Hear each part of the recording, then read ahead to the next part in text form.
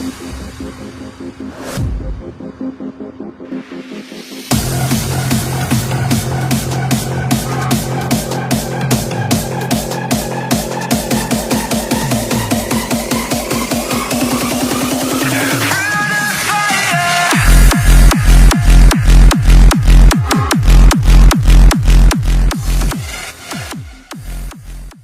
usually prepare a whole big intro, but I think most people will know a little bit about you just because they clicked on this video.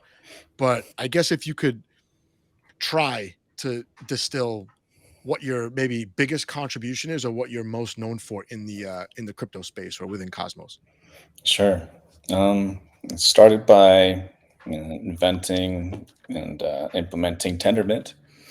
Tendermint, the BFT consensus engine, because I was trying to solve the proof of work problem, so to speak. I think Bitcoin is great, and we need it, and proof of work works for it. But I think, I strongly believe, and I know that we also need something that's not based on proof of work, but what we have with Tendermint. And now that's used not just on Cosmos, which is designed to be a token pegging and ICS hub, but it also powers other chains too, many other chains, including the Binance chain and Osmosis. Right. And, Right. All right. Well, let's start with some yes or no questions, and then we'll get in deeper. First question: was Cosmos, or the Cosmos white paper, the first proof of stake chain in all of crypto that you know of? It wasn't the first one, because there were other proof of stake chains that were trying to solve similar problems, like BitShares and and NXT and even Peercoin, But Peercoin, I vaguely remember, but that predates my involvement in crypto. I think all that. yeah, or was it PP Coin? There were various attempts, but none of them solved it rigorously. Like, it worked, but they weren't actually BFT, like Byzantine fault tolerant. Got it. Okay. So many angles to try to come up with an alternative to proof of work. Mhm. And obviously, out of all of those, we know what Cosmos is. Most people probably won't remember those, or won't really know about the other ones. So I guess you did something right. Yeah, it was the nothing at stake problem is what it was called. All the proof of stake ones weren't working, and you could prove that it wouldn't work, right? But when I wrote Tendermint, what I hear is that it kind of revitalized an old academic field of Byzantine fault tolerant consensus research. Yeah, what's interesting is that all of the components for creating Tendermint had already been known and published, funded by DARPA since like the 70s and 80s. And I just happened to find some research papers from the 80s, right, that were behind a paywall, but it had everything you need, all the components, and so that's what I used to build Tendermint. That's interesting. Actually, I found an article that mentions that. And for people that are watching, I'll link a pretty good article from CoinDesk down below that helped me, start the process of getting to know the history of Tendermint and Cosmos. So I'll link that down below. All right. My second yes or no question: in your opinion, has Cosmos achieved, or come close to achieving at least, the initial vision laid out in the white paper? Yeah, it's come really close. The basics it has achieved, right? So token pegging, IBC governance works. And I guess, though, in other areas, I feel like it's lacking still. So I feel like there's still issues with some of the basics, like governance, right? We haven't really solved the spam problem, and I feel like we don't have enough discussion about what end goal we want. And I think if we think about it, we might come to the conclusion that we want everyone to read all the governance proposals right before actually voting on it. But to do that, you need to throttle how many governance proposals are active at any time. For example, spam prevention. There's like basic things about like the governance duration, right? Like Yeah. you can have a proposal that meets the quorum and then suddenly it's over because of the way that it's implemented, right? So I feel like basic things, lack of a constitution, right? So Oh yes. that's We'll a definitely whole. talk about that. I Okay. have two quick questions for Gnoland, and then we'll start talking about the hub first. Mhm. Then we'll get deeper into Gno Land after that. But my two quick questions for Gno Land: will it be an app chain? And will it compete with chains already in Cosmos? I guess two questions. Mhm. So it'll be. Um, it's not going to look like anything we've seen before. So I'll try to paint a picture of the long run. Right. So in the long run, um, No Land should be a code, a GNO smart contract hub that also serves as a repository for code. Kind of like GitHub for code, except not necessarily used as a general purpose code repository, but for published code, right? For production code. And and so you can imagine there would be one. There could be many of such hubs, but No Land would be one. And we would also run general smart contracts. So anyone can upload a smart contract written in GNO and run it. And so we would, in order to scale our system, we would need ICS. So that is a self-contained system that is similar to Ethereum, right? Okay. But we don't want to create yet another monolithic chain that tries to do everything. Um, it makes more sense for us to focus on solving the smart contract problem, making the user experience good for that, as well as the virtual machine, and just focusing on the language, the virtual machine, and Tendermint, just everything in the infrastructure stack below the smart contract app itself. And to allow GNO VM consumer chains to run on ICS or any place that wants to host, logic.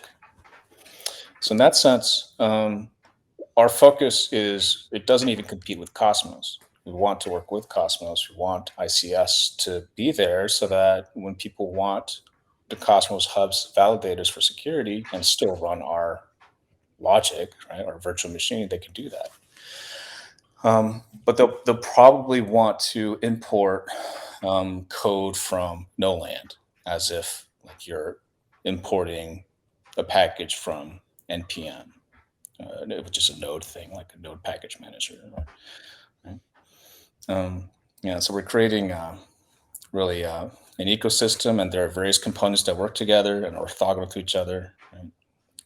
In one sense, we're a hub. In another sense, we don't want to be. We don't want to be the token pegging hub because that is its own problem. That should be solved and provided as utility for everyone. And we'd rather use something that already exists and has community backing. All right. So let's talk about Atom and the hub. We'll start with the idea of hub minimalism. We've heard that thrown around, I guess, since the vote to put CosmWasm on the hub, right? Or to add Mhm. CosmWasm to the hub. So why no smart contracts on the hub? What would be the drawback that outweighs the benefit of that? Mhm. Um, well, so when I say no smart contract on the hub, what I mean is we should support smart contracts, but with ICS as consumer chains, right? Blockchains that are running in parallel with the hub. Could be permissioned, could be permissionless, doesn't matter. It's just another blockchain that is tightly integrated in its validator set with the hub, Right. but otherwise it's independent. And I believe this separation is really important for security because we don't have the security down pat. In order to be able to run um, any consumer chain we want, any logic we want, and not have it perhaps using a 0-day exploit um, um, mess with the entire system. Right. So, there were some bugs, for example, in Cosmosm, I guess, that caused chain to fail or halt, right? Like those kinds of things can be isolated, and the whole system can still function with tokens still moving around with complete uptime in general if we separate concerns and make sure that the most important thing, the hub, is within the Cosmos Hub, right, ecosystem, within that validator set, that the most important feature is kept minimal, and this is a basic security principle.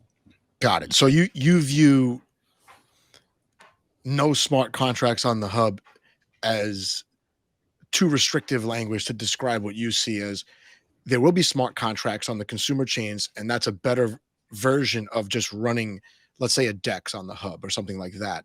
The hub's job is to keep everything secure, isolate problems, right? We've seen that work pretty well actually with Terra collapse and some problems on Juno and Osmosis where the rest of the ecosystem worked really well, even though those chains were temporarily halted. Um, so you see this as the consumer chains, let's say Neutron or what's the other one? Well, it doesn't matter. There'll be many, right? Those will be the smart contracts on the hub. They're just tightly integrated using the hub for security.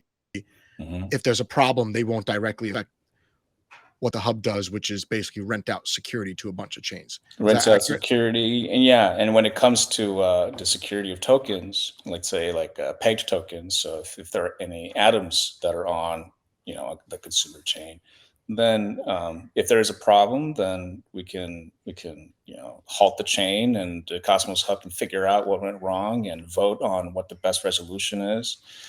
You know, and speaking of, yeah, so ICS is not going to solve all the problems because software is still maturing. So we do need not just automated systems of slashing, but also rules and bylaws for the Cosmos Hub, where the validators are giving a guarantee to the consumer chain operator, developer, its users, right? Cosmos Hub should be giving guarantees to everyone, so everyone feels comfortable running their blockchain on the system. All right. So this idea of the Cosmos Hub being completely dedicated to replicated security, right? The atom Mhm, economic zone, whatever you want to call it, mhm. whatever we're going to end up calling it, the everyday users, that to you is that's a viable role for the hub to play. And there's really no need to run anything actually on the hub. Yeah, I absolutely agree. I mean, yeah, over time, the hub's going to want to run various auxiliary services and maintain it and be responsible for it. For example, we can support liquid staking to some limited degree, right? And the benefit of running liquid staking on a consumer chain, ICS on the hub, is that it's the same validator set, so that the hub validators are not going to try to screw themselves over by attacking you know its own governance using interchain accounts in the same way that a liquid staking zone might, which has a separate validator set where they're providing their services to interchain security. So this is a bit complex, but the point is, if you have a separate independent sovereign zone with an independent validator set and it's doing liquid staking, it's providing liquid staking through interchain staking. From the perspective of the hub, it doesn't know anything besides, oh, here's a blockchain with a lot of stake and it's voting this way or that, right? And so if there's a bug or an issue or malicious attack or whatever, then the hub's kind of it's in a hard place. It's in a bad spot. But if it can prevent that by running these critical logic on a hosting and a validator set that it controls, namely itself.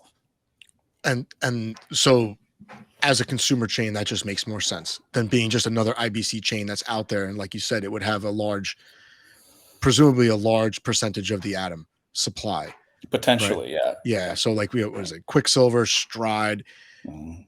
Yeah. And there are also others that are running um liquid staking apps, right? It was Comdex, I know Archway will. So there'll be a lot of different ones. So in your mind, then it makes the most sense to have those as closely integrated with the hub because the validator set will be the same or mostly Yeah. the same. Got it. All right. In your mind, what are the current risks right now with the hub? Maybe not sticking to your vision of renting out security and minimizing risk for the rest of the ecosystem. Where could the direction go wrong from where we sit right now? Yeah, there's definitely not enough unity in pursuing a single vision for the hub, right? There's pull in Oh different yeah. directions, right?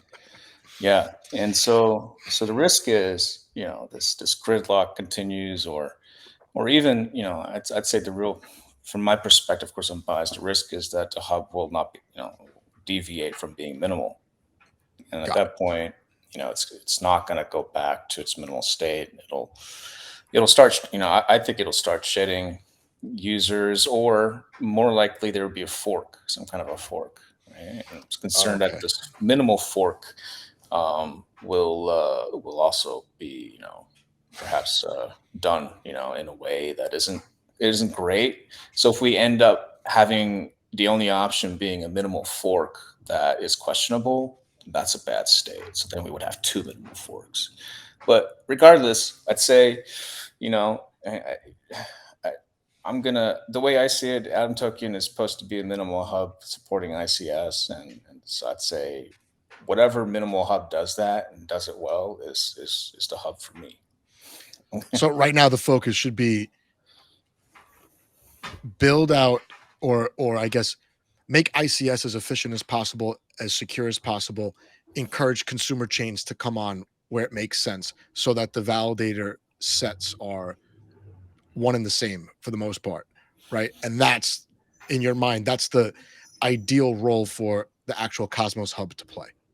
Yeah, yeah. So two more things there. One is there will be a lot of I think the way to mm, push this forward and grow its user base is really to focus on um, building a platform on top of ICS, and the best way to do that in terms of programmability, ease of programmability and accessibility is smart contract systems.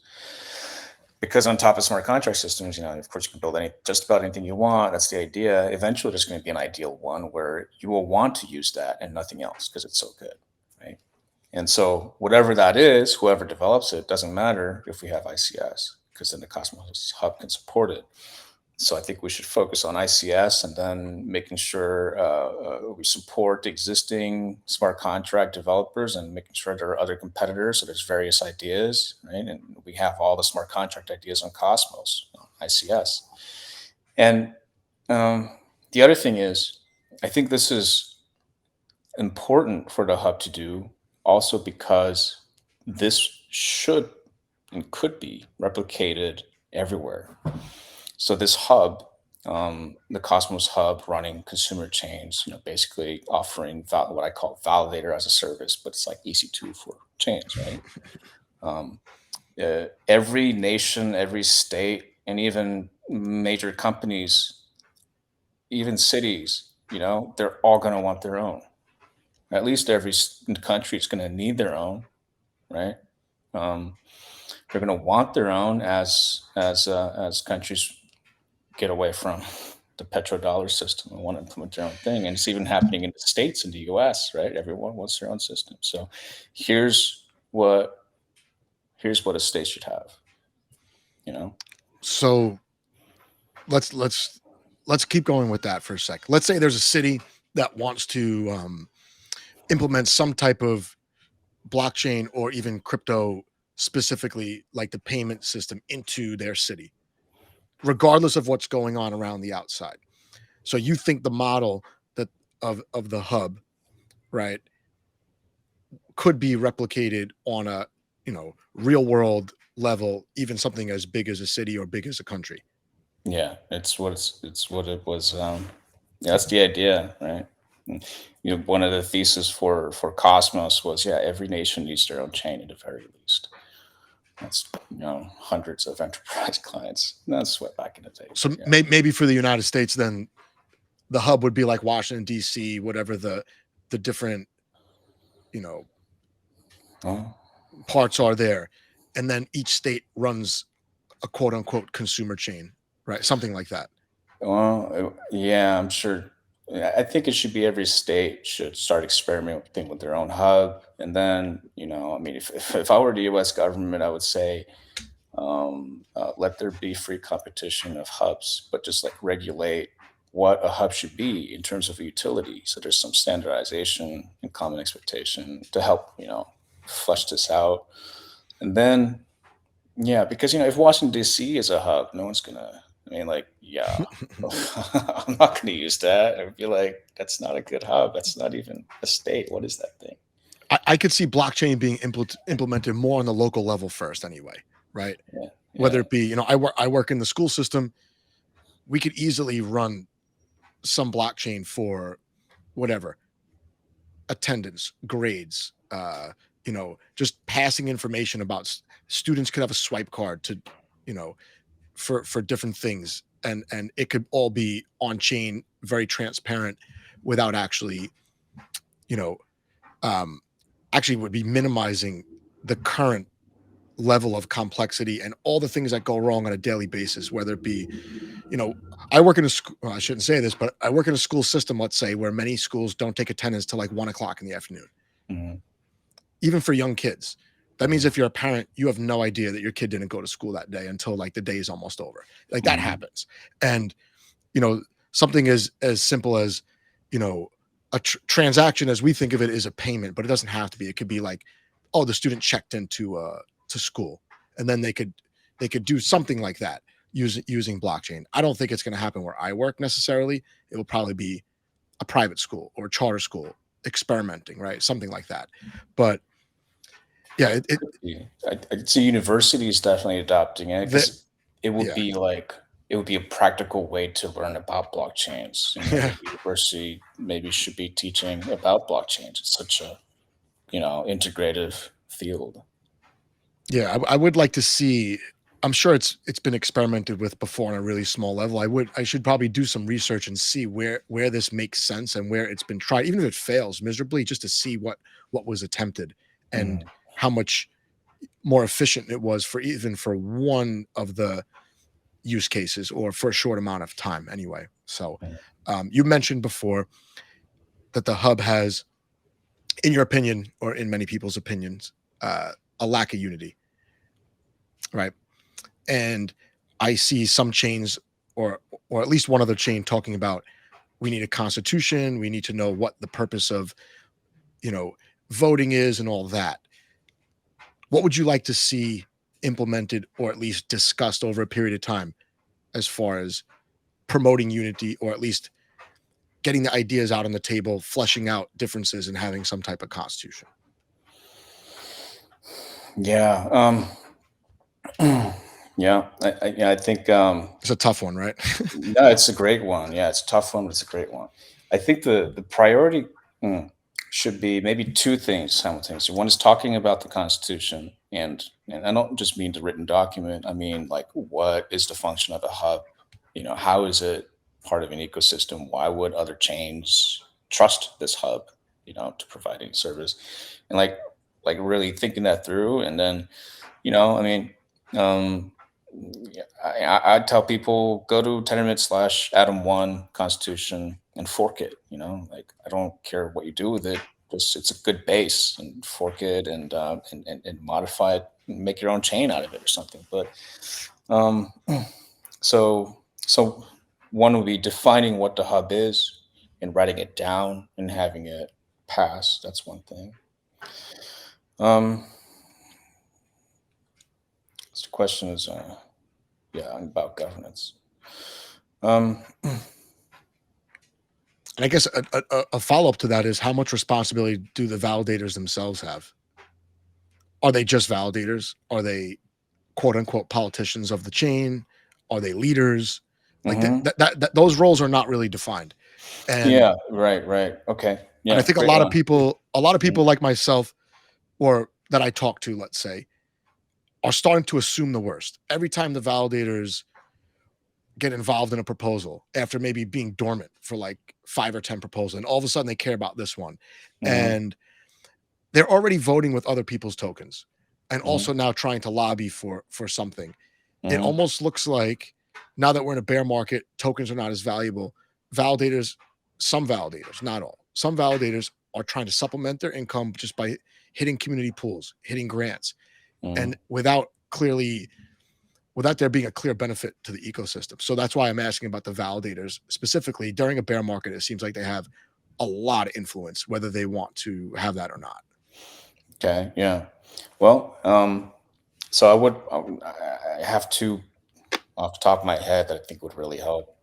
Um, One is mm, changing the voting system so that most proposals by default don't get delegation to validators. So, like, as is, yeah, if you delegate to a validator, then the validator, inherits your vote unless you override it. Right. What if we get rid of that and just say you have to vote, right? So if you can't just delegate to someone, you have to vote yourself. Of course, that changes the quorum dynamics. Will probably need a Yes. self-adjusting quorum, um, and there's specifics we should discuss there because there are definitely solutions. Um, but we still need delegation to validators for validators to respond to issues that only they should fix. Like if the chain is down and the Right. validators need to vote on what to do about it, right? So we have, like, in theory, two different kinds of proposals. One is urgent. At least two. At least two. At Yeah. least two, yeah. Yeah. One is urgent, the delegation is required, the validators need to vote. And the other is everything else where the validators don't get special status. Right.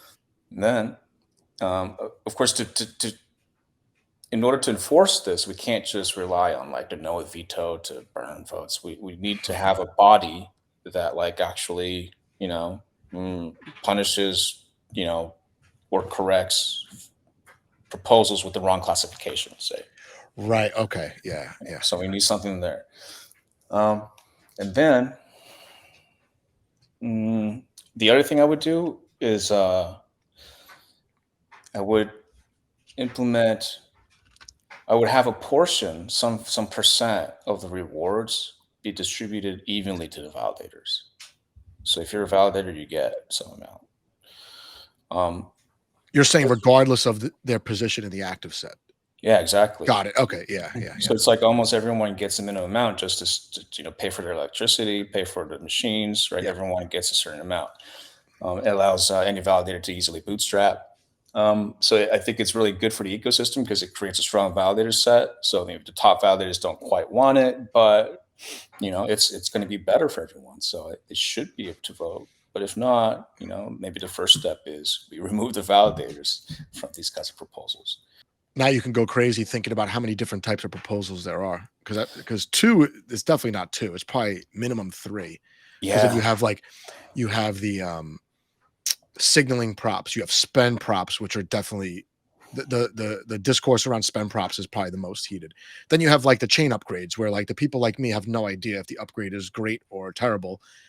Maybe the validators who are maybe involved in like the actual code, they might have some responsibility to share out the gist of, hey, this is what's going to happen when we do this upgrade.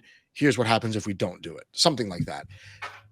And then maybe the delegated tokens are I don't say not necessary, but they don't hold as much weight in a vote like that, where it might have to get done on a dime. Like you said, there might be some urgent votes. Yeah, I mean, yeah. Any software upgrade in general shouldn't be done, I'd say, without delegationless voting. Got it. Right? Yeah, I think that's better. Um, what else? What other kind of yeah? If we do the thing where we need to adjust the the the quorum level because we need to in order to remove delegation because then less people will vote, then we'll also need something there. Then there are the props either to raise the deposit, to make a prop, right? Yeah. And Yeah. So yeah. supposedly to reduce Yeah. spam, but I don't see that happening. I just see Oh, individuals maybe getting priced out of realistically putting up props that, in general, I think that the smaller community members who are the users of the chain that maybe don't have a tech background, you might get good ideas from the field, right? And that might price people out. So I mean, we could go down the list. The hub actually hasn't had that many props, considering how long it's been active compared to, let's say, Osmosis or Stargaze or Juno. Pretty sure yeah. they've had more props, more But legitimate props. but recently there's been so many, and like I feel like they come in waves. So if there's a lot, there's suddenly a lot. Um, and Yeah, I really think that we should have a self-adjusting deposit threshold to make sure there's on average only one or two active proposals at a time. That way, everyone can read everyone, and we can all be in sync about it. Well, And like you said, uh, there's technically an unlimited number of props that can go up, mhm, right? And there's yeah, a finite amount of attention that individuals and even validators can pay to reading through the prop, understanding it, you know, weighing in on it. A lot of them will publicly weigh in on props, and a bunch of them are validating a dozen or 2 dozen other chains sometimes. So it's I could yeah, definitely see how it's overwhelming. I could definitely see how validators are going to even miss some votes. Some of them miss mhm, way too many, but it's yeah, governance is not perfect. But I still think Cosmos is ahead of a lot of other chains in governance. I don't know if they're ahead of mm, Polkadot. Polkadot seems all right. Like I feel like Polkadot's ahead also, not ahead of Cosmos, but I see other chains where I don't even know how the voting even works. If people are even allowed to vote, it's very mm, very primitive, let's say, mm, compared to what Cosmos has going on. mm. Well, maybe it's a good thing that we have so much disagreement. It means it's Yeah, working, and we're all still here. I think so Um, too. I think to an yeah, extent that's definitely true because it keeps people yeah, involved to yeah, give them something to get fired up over. And yeah, in the end, it might not end up being not such a big deal if the prop goes against the loudest person yeah, advocating one way or the other. The point is, maybe this will lead to something else better where we have more nuanced voting, like you said, categories of props. Maybe yeah, the maybe there are props that only delegators are voting on because they're not related to, or maybe the validators are not going to weigh in on those, something like that. I would like to see different chains experiment with different stuff. I like that mhm, idea, and then eventually from there there'll be best practices that the new chains can copy, mhm, and then tweak from there. yeah. I also So like the idea of simplifying it by just getting rid of the no veto and just require 2/3 for everything. It's just like it would make any changes have more agreement, and it would simplify voting. In practice, it wouldn't change much of anything because most things already pass with more than 2/3.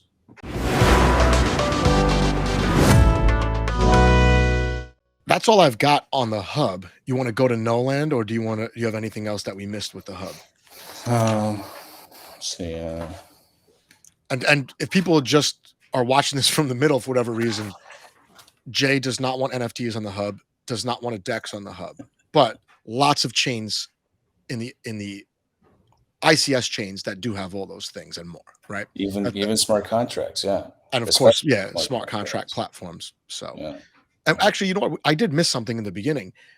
So you see Gnoland as being a consumer chain? Do I see No Land as being a consumer chain? I see No Land as being um, a hub that services many consumer chains, right? So Everywhere. and servicing it in the same way the As Cosmos in, hub. no, and not in the same way, because so like a consumer chain running the Gno VM on Cosmos Hub would IBC connect to No Land, not for tokens, but to import code, Okay, right? okay, okay. Yeah, that's what I missed in the beginning. Got it. Mm. And so Nolan is going to be, like you said, definitely a different looking chain, right? A Yeah, different looking chain, right? yeah. We. Mhm. Maybe from the end user's perspective, is the end user even going to realize that this is a different kind of chain? How's it going to look from the casual user of, let's say, I'm interacting with smart contracts on Noland, or is this Mhm. something that only under the hood if I wanted to do a deep dive, I would realize there's a big difference here between Gnoland and some of the other platforms. Well, it'll probably feel, in some sense, also like osmosis, because like when you go to osmosis.zone, it's a portal, right? It's a place Yes, to go to. So we'll also provide that, and it'll be a good place to see what smart contracts there are, what other connections are, what's happening on this hub. But at the same time, you'll be able to run it on the Cosmos hub or anywhere else. If like if no land is remains just a single chain for a long time, and the Cosmos hub is what's providing scalability, like that's a win for us. got it. All right. Noland's going to have 2 tokens, at least 2 tokens. Right? Well, so earlier on we discussed the GNOT GNOT. color, yeah, That's or right. knots, yeah, G knots, gnots, and then also G shares, right? And the idea is that the G knots are more like, I guess, the equivalent of ether. The G shares are more like mining power, right, or validator staking power. Would that be the layer 1 token, quote unquote layer 1 token then? The G shares? Um, well, I guess the late,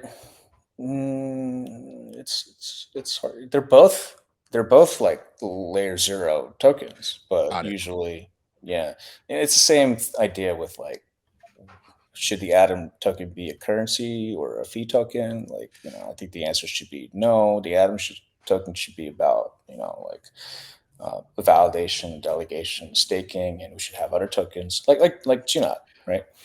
Yeah. But I've heard you talk about having multiple tokens before, and I think it's unrealistic, and we see this now, which is with the prices. Tokens can't do all these different things really well unless the price is cooperating, it seems. Right? It's hard because if they're governance tokens and the price goes down 95%, governance can get gamed. If they're supposed to be for staking, how are you going to use it in a smart contract? So I'm definitely interested to hear what you're going to explain about the different token dynamics here. well, first I'll talk about the G shares a bit because Okay. along the way, um, like I feel like yeah, I've learned that this tokenization of everything is also a kind of root of evil, not just money, right? But fungible shares. It like if you have shares like that, like corporate shares, number one, it's more geared toward investors to take control, right? Yeah. And even if you contributed towards something, it's like okay, so you're going to sell your contribution, then you're not going to have any stake anymore, but you just feel stake, and you feel skin in the game, and this like project you worked on, and you don't have any tokens because you had to sell them. That's silly too. Um, and there will always be an incentive for some force to like take over this thing just by brute wealth, right? Because whales will always exist, and they will try Yeah. to take control if they can benefit from it.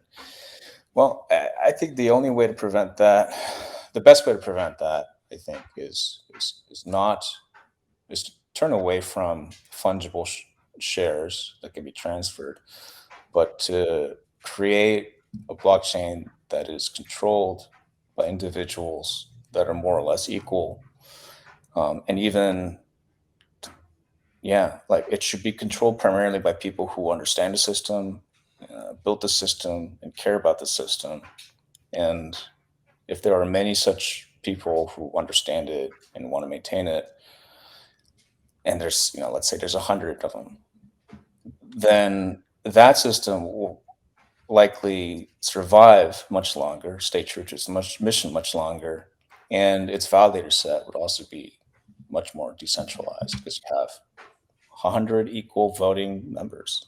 Right? It seems a lot stronger than even Bitcoin or Ethereum in some sense. So you're going to let people, or people will be able to earn skin in the game that's lasting.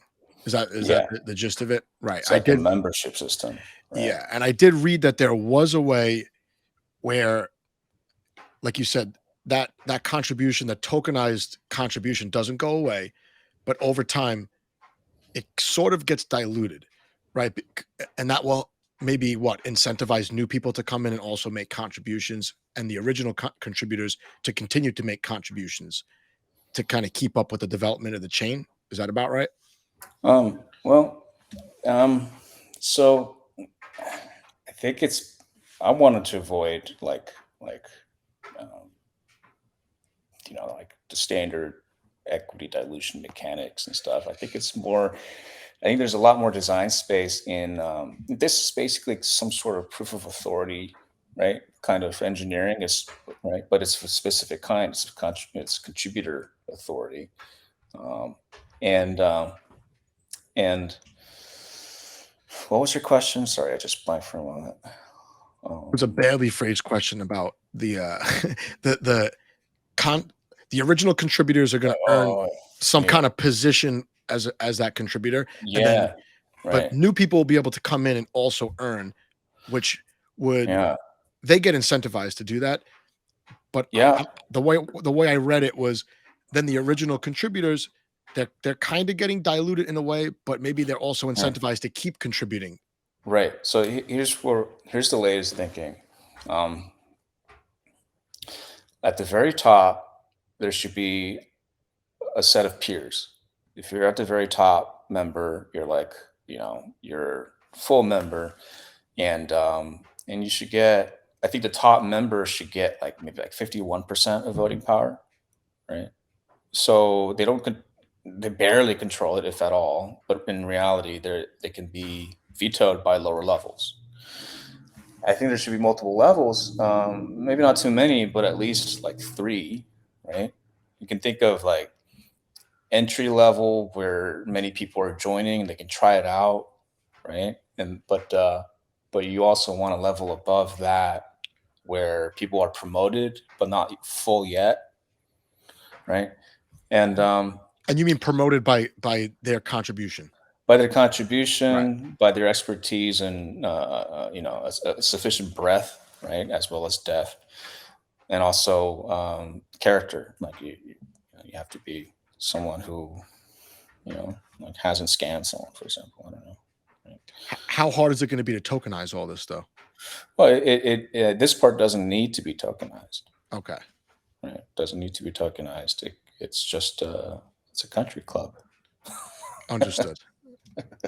Understood. And these are going to be those that are working on smart contracts on the platform as well as the base layer itself, or Yeah, and yeah, and even non-programmers too, like and non-programmers. constitutional lawyers, philosophers, yeah, people who make an impact and build this ecosystem. Everyone.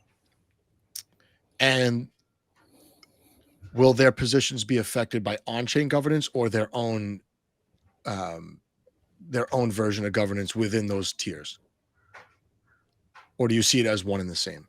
I guess there are two types of promotions. One is sort of like automatic, and the other would probably require approval from higher levels.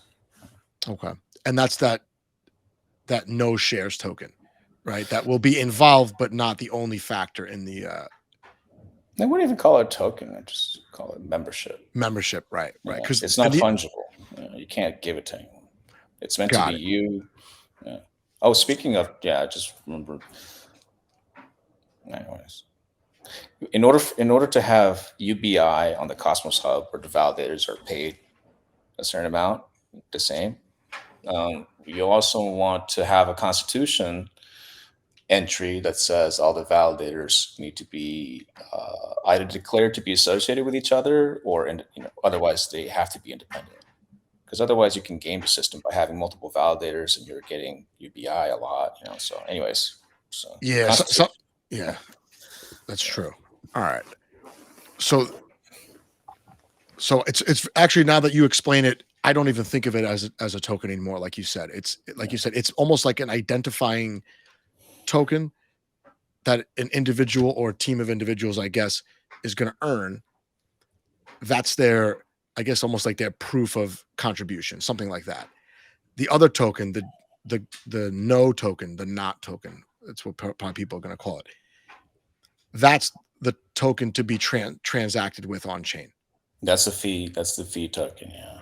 Got it. All right. And then smart contracts that are deployed, they'll use that for gas. They could use that within their smart contract, or they could deploy their own tokens. Just like from the end user's perspective, it's going to look like you said, like Ethereum or like another smart contract platform. Yeah. Is there any other chain that you got some of this inspiration from, or is this your experience? This is what you dreamt up and are trying to put into practice for the first time?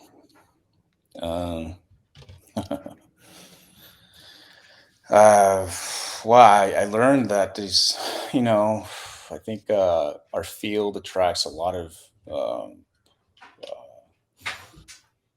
ambitious people, right? You could say Yeah, that. yeah, lots of ambition, lots of ego, right? And Maybe some of that too. mhm, mhm, which is all good, but I feel like the tokenization, especially, like attracts also short-term minded people, perhaps, you know. All right. So I think this will help create a different culture from the start, right? It's about people. It's not about capitalist, tokens. This is a completely almost opposite system, but it's technically complementary, yin and yang. Last question about Gnoland, and then we could get into whatever else you want to throw in there for the viewers who don't know that much about it. Hasn't launched yet. Um, how would you yourself measure, let's say in the first year after it's deployed, the success of the platform? How are you gonna look at it as, okay, this is what I think works. This is why I think this was a great endeavor. For Gnoland. Yeah, for Gnoland specifically. All right.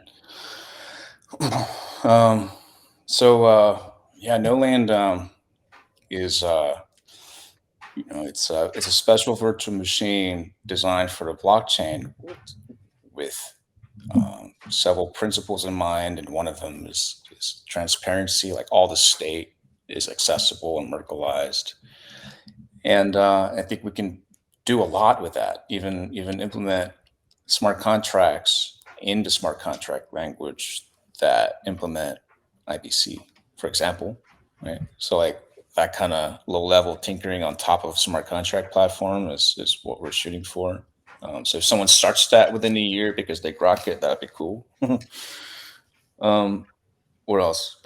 In general, it would be about the number of projects that are excited about building smart contracts in this platform because they see that it's a great language and a great environment, and it solves a lot of the problems, and it's just so easy to deploy. So we'll be showing some of that with we have an IDE project too, that is being worked on, and it'll be really easy to just push some code up and see what it looks like when you run it. So that'll be a good entry point. Check it out when it comes out. So you think you'll be able to attract a lot of developers out of the gate just based on the kind of the unique starting point? Yeah, it's like it's a Go developer who sees the virtual machine and plays with it a bit and starts to understand it. Like tends to it's a huge rabbit hole. It's like it opens a world, kind of like I guess like Tendermint or Ethereum might have when it first was launched. Um, it's kind of like that for Go, and it's you almost don't want to program anything else because this paradigm is so interesting, and you can create logic that is so succinct and does what you want, but it's so short, and so um, yeah, success will be measured by just how many projects are joining in. As people try it out by word of mouth, more people can discover it. It's already happening, right? We have a growing dev team, growing interest because people see the tech and see that it's cool. No, all right. It sounds good. Most people know that they're going to get an airdrop at some point, but I don't think they really know kind of the uniqueness of what you just described, the dual tokens right out of the gate, different language, the integration with the hub, and then being its own hub for code, right? Hmm. And Yeah. and the fact that it's you behind it, one of the original Cosmos person, Tendermint person. So I think this is a good trip for people to take to watch this through, because I think your docs are definitely geared more towards the dev minded person, right? So this is going to be really interesting for people who just like, I know I'm getting an airdrop. I don't know when it is, but I know I'm getting one, and I know Jae Kwon is involved in the chain. So when is there a Yeah. when for this? Is it later this year? Is it 2023, or is it further into the future where we'll see the chain deployed? um, well, yeah, learned my lesson Uh, years Fair ago where I enough. got a Fair enough. tattoo and shaved my head. I'll say this: the virtual machine works. The Gno works. We've got test nets, and we want to flesh out the ecosystem of smart contract code, right? Before we launch, and there's a few more things we need to do before we launch, but it's we're in a very good place. Yeah. I want to also mention one more thing. Um, Oh, sure. yeah, there's a grant program too. So if you want to check out GNO and dive into it and develop something in it because you're interested, but you just want a few months, say, or you just want to try it out, then apply to our grants program, and we'll help you sustain while you check it out. So it's going to be an interesting way to get support. Right? So we hope to grow our community this way as well. The place to go to, the URL is on GitHub, github.com, Gnolang with a G. So github.com/Gnolang/ecosystem fund grants. And We'll just make definitely put that down below as well for people to check out. There are some devs or aspiring devs that do watch some of these videos, so that's going to be interesting for them.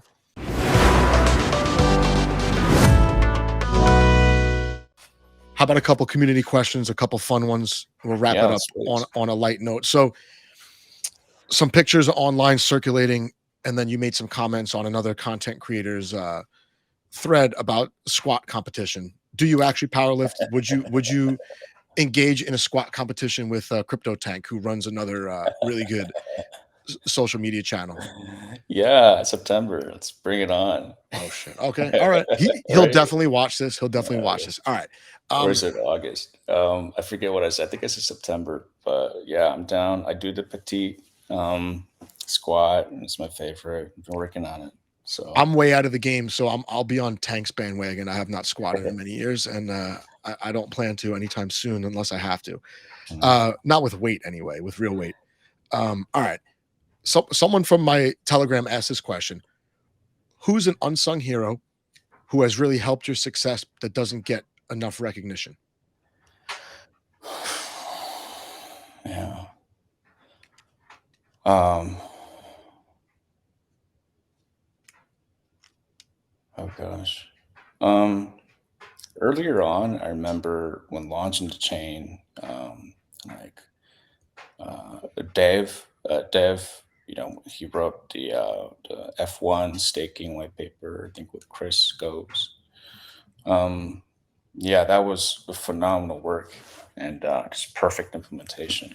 And also their fuzz testing too of the Cosmos Hub. Um, and some people you just don't hear about, like Rigel,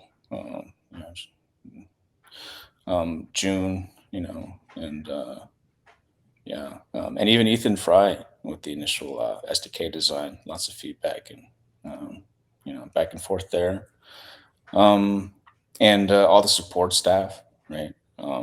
With operations and recruiting and events. So like nowadays it's a lot goes to Adriana, and a lot of support from Carolyn and um, I mean, I don't want to name everyone in the company, but you know, uh, everyone's been really helpful and very supportive, especially the past year. It's been very difficult, right? Um, yeah, and of course everyone who is being sung. I mean, like there's a lot of conflict, right? But I don't want to take any credit away from people that even, is in conflict with me, because they're all in on it because they believe the tech is good, and their contributions were critical, absolutely necessary, especially like implementing IBC, right? And now implementing the relayers, and the ICS, right? Informal's doing some great work. Johan, some doing some really good thinking and coordination with ICS. Right? I think that's cool. I think I should ask that to every person that comes on. But that's a question from someone in my Telegram, as is the next one. Um, I guess this is for the ecosystem as a whole, all of IBC, not Cosmos Hub. It says, in your opinion, what's the biggest issue with the current structure of the ecosystem? Maybe they mean sustainability or centralization, not sure, but what's the first thing, I guess, that comes to your mind? Any biggest issue within the entire ecosystem? Yeah. Um, I think a big part is that, well,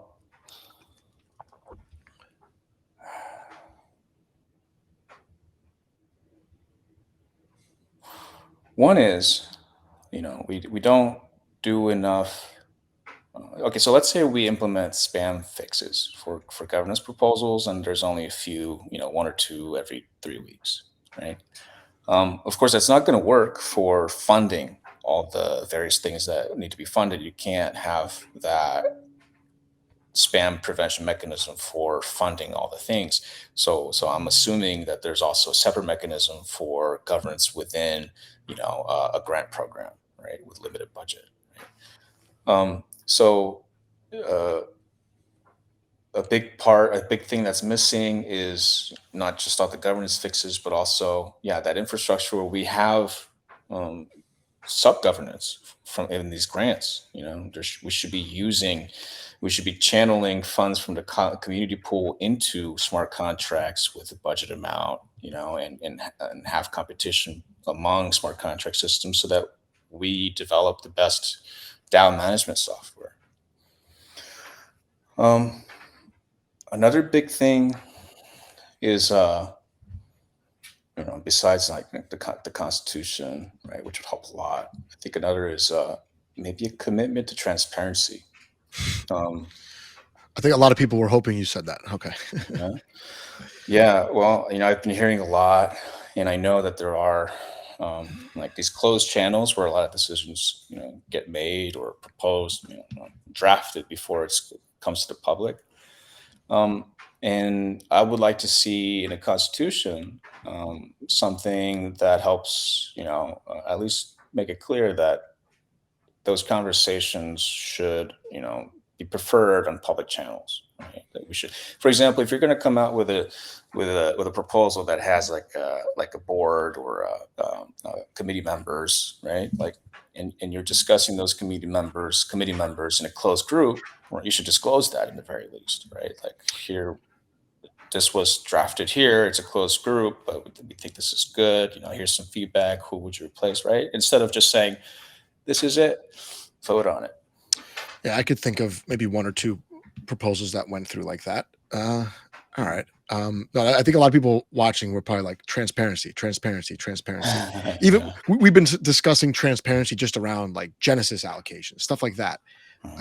So yeah, I think that's a big issue. I think if you have more transparency, there's just way less incentive to just try something that's gray area. Maybe not illegal, maybe not immoral, but in that gray area where it's just quote unquote unfair, maybe for either users of the chain, other stakeholders, validators, whoever. All right. Mhm. Uh, Here's a question. Let's say a bull market comes back in full swing. You're the day one keynote speaker at Cosmoverse. On what topic will you address the millions of new cosmonauts watching on the edge of their seat? That's my question. That's not from the community. Mhm. Um, Millions of cosmonauts, millions. well, I would definitely tie the speech to our political situation.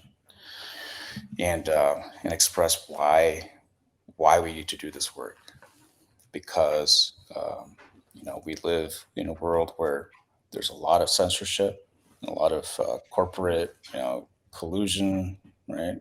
Uh, Oh yeah.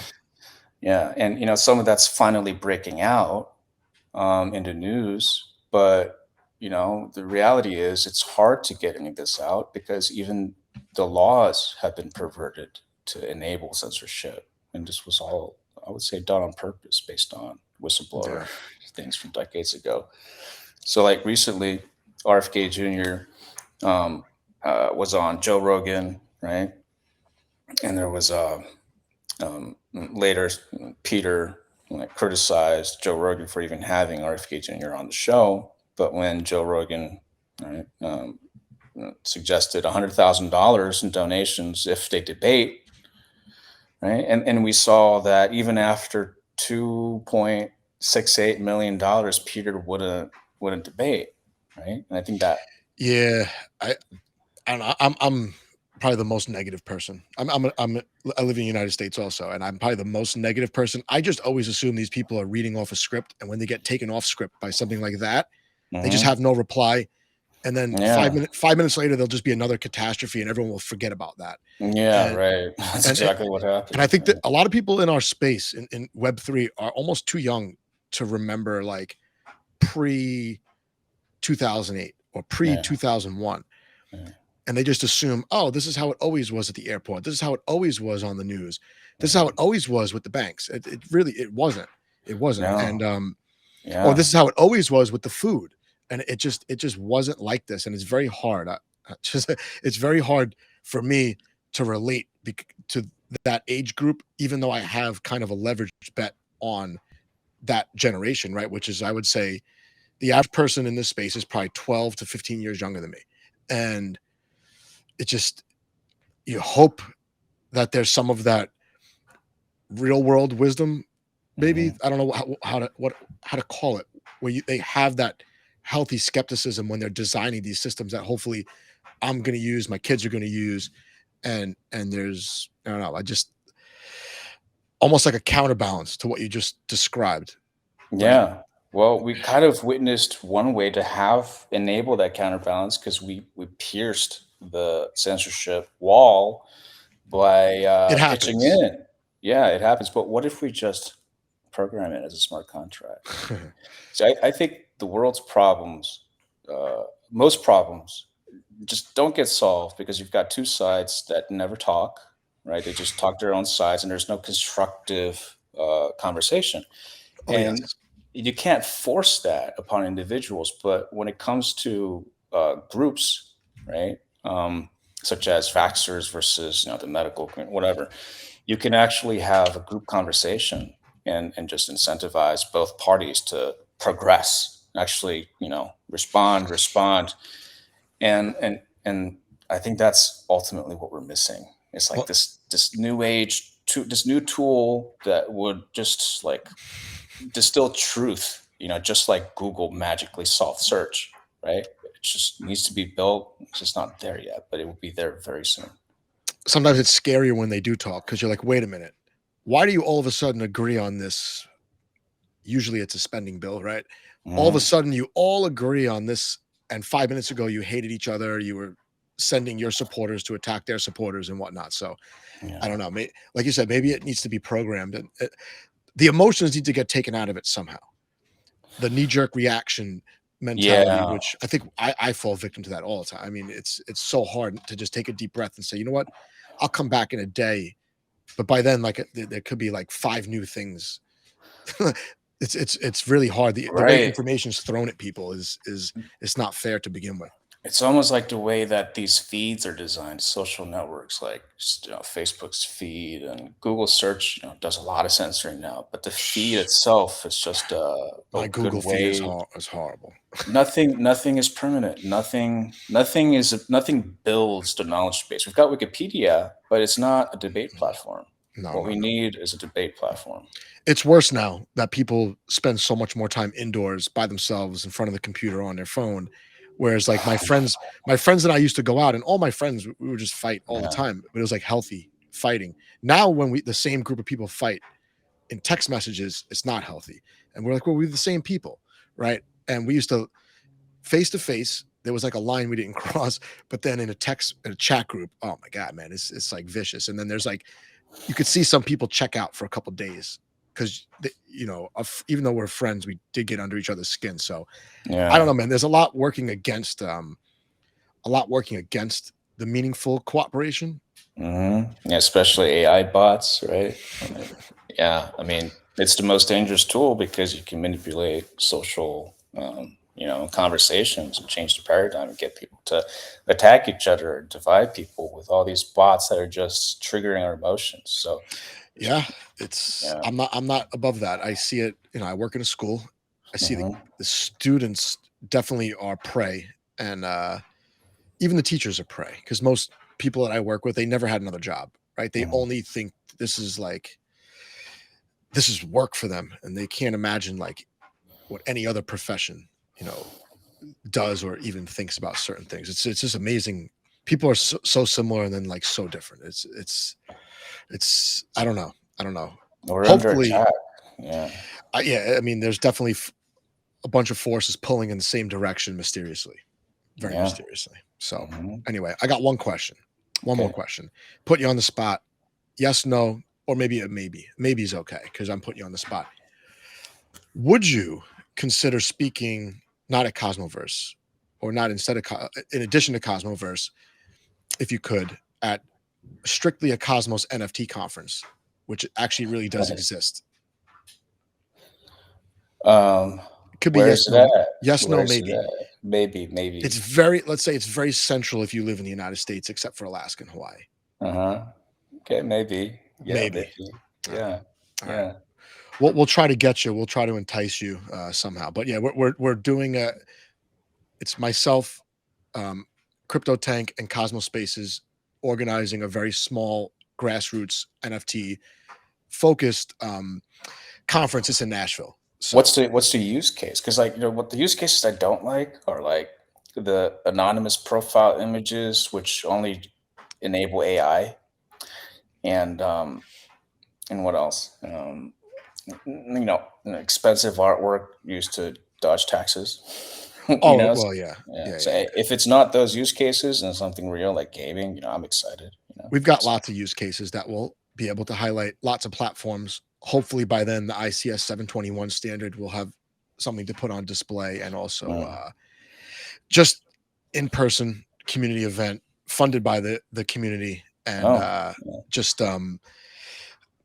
hopefully the first of many. I guess we're trying to start small, scale this later on, and we picked Nashville because it's central and because North America sometimes is left out a lot of these in-person events, not just Cosmos events, but lots of others that happen Mhm. seemingly in Europe all the time, and Yeah. Yeah. some in Asia as well. So Yeah, that's a good point. I'm in support of US Cosmos. all right, well there you go. So Mhm. anyone that watched to the end is probably happy to hear that. Like I said, this is happening. We got our venue funded, which is nice, and now we're just trying to fund Nice. everything else, trying to get some cool speakers. Jay would be an awesome speaker, and I mean, I really appreciate all the time that you gave me today. Wasn't expecting this to be so in depth, and great guest. Really appreciate the info. Hub, Gnoland, and got some community questions in there as well. Thank you for having me. It's been a pleasure. All right. Well, hopefully we could do this again, especially as we get closer to No Land launch or anything else that comes up. Feel free. You're always welcome on the platform. Thanks so much, man.